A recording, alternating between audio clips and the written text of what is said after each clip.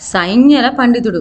పూర్వం కాంచీ నగరంలో ఒక పండితుడు ఉండేవాడు. ఆయనను అందరూ సైన్యల పండితుడు అని పిలిచేవారు.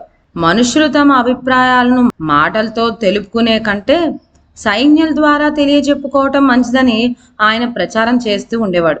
ఒకనాడు ఆ పండితుడు రాజు దగ్గరికి వెళ్ళి ఈ సంగతే చెప్పాడు. రాజు లోపల నవ్వుకొని, ఈ సంగతి చెప్పేందుకు మీరు నా దగ్గరకు పని కట్టుకొచ్చారా?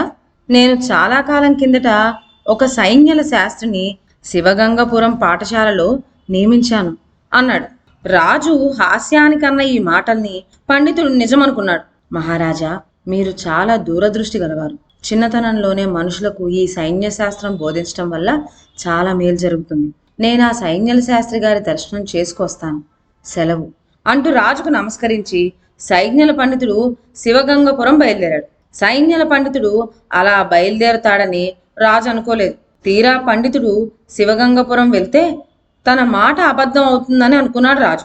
అందుకని ముందుగానే ఒక సేవకుణ్ణి శివగంగపురం పంపాడు. వాడక్కడికి వెళ్ళి పాఠశాల అధికారులతో ఇలా ఒక సైన్యల పండితుడు వస్తాడని, అతన్ని ఏదో ఒక మాయోపాయంతో ఇంటిదారి పట్టేటట్టు చూడవలసిందని రాజుగారి మాటగా చెప్పాడు. తరువాత 1-2 రోజులకు సైన్యల పండితుడు శివగంగపురం చేరాడు. అక్కడి పాఠశాల అధికారులు అతన్ని సత్కరించి, అయ్యా, మా శాస్త్రి గారు దేశాటనం వెళ్ళి 1 రోజులైంది, ఇంతలో తిరిగి రారు అని చెప్పారు.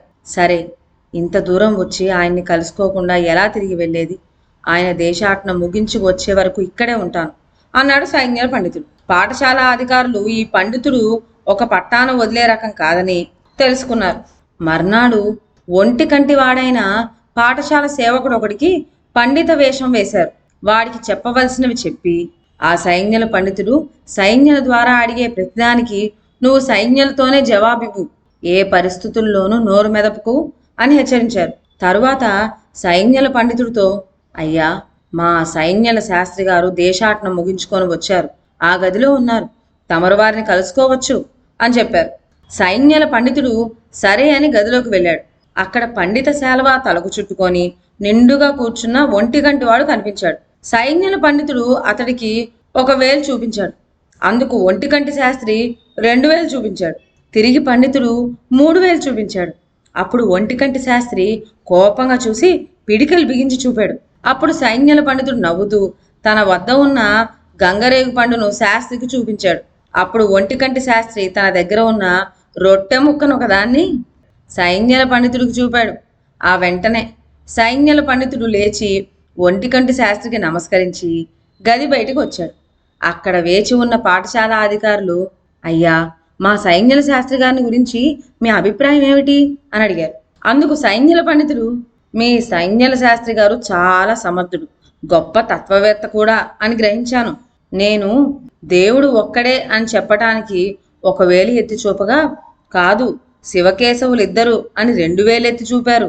అట్లా అయితే బ్రహ్మతో కూడా కలిసి త్రిమూర్తులు 3 కదా అని చెప్పేందుకు నేను 3 వేలు చూపించాను. కానీ ఆయన గుప్పెడు బిగించి 3 ఒకటే అని తెలియపరిచారు. అప్పుడు నేను దేవుడు పరమదయాళుడు అని చెప్పేందుకు ఆయన మానవ కోటికి ప్రసాదించిన అత్యంత స్వాదు ఫలాల్లో గంగరేగి పండు ఒకటని నా వద్ద ఉన్న గంగరేగి పండు చూపించాను. కానీ తత్వవేత్త అయిన మీ శాస్త్రి గారు తన వద్ద ఉన్న రొట్టె ముక్కను నాకు చూపి, భోగార్థమైన గంగరేగు పండ్ల కంటే సర్వజన ఉపయోగకరములైన రొట్టె ముక్కలే శ్రేష్టమైనవని నాకు పరమార్థాన్ని బోధించారు అని చెప్పి సెలవు తీసుకొని వెళ్ళిపోయాడు. ఆయన వెళ్ళిన తర్వాత పాఠశాల అధికారులు సైన్యల శాస్త్రి వేషంలో ఉన్న సేవకుణ్ణి పిలిచి ఏమి జరిగిందని అడిగారు. అందుకు వాడు, అయ్యా, ఈ పండితుడు చాలా దుర్మార్గుల్లా ఉన్నాడు. గదిలోకి వస్తూనే నన్ను అధిక్షేపించేందుకు 1 వేలును పైకెత్తి నీది ఒంటి కన్ను కదా అని సైజ్ఞ చేశాడు. అందుకు నేను కోపగించుకోకుండా నీ 2 కన్నుల కంటే నా ఒంటి కన్నే మంచిది అని తెలియపరిచేందుకు 2 వేళ్ళు చూపించాను.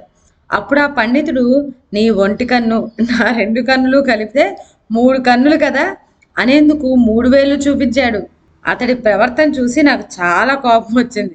మరోసారి అలా ఎత్తి పొడిచావంటే ముక్కు మీద కొడతానని చెప్పేందుకు నేను పిడికిలి బిగించి చూపాను.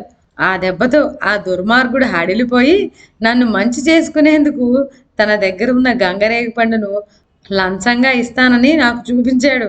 నేను లంచానికి ఆశపడక నీ రేగిపండు ఎవడికి కావాలి, నా దగ్గరున్న రొట్టె ముక్క ముందు అది దిగదుడుపు కదా అని చెప్పేందుకు నా వద్ద ఉన్న రొట్టె ముక్క చూపించాను.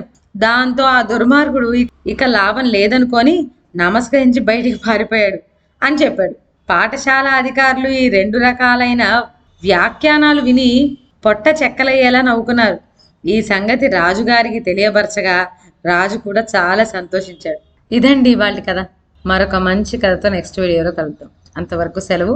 నా ఛానల్లోని కథలు మీకు నచ్చినట్లయితే నా ఛానల్ను లైక్ చేసి సబ్స్క్రైబ్ చేయండి. షేర్ చేయడం మర్చిపోవద్దు. కొత్త కథల నోటిఫికేషన్ కోసం బెల్ ఐకాన్ ప్రెస్ చేయండి. Thank you.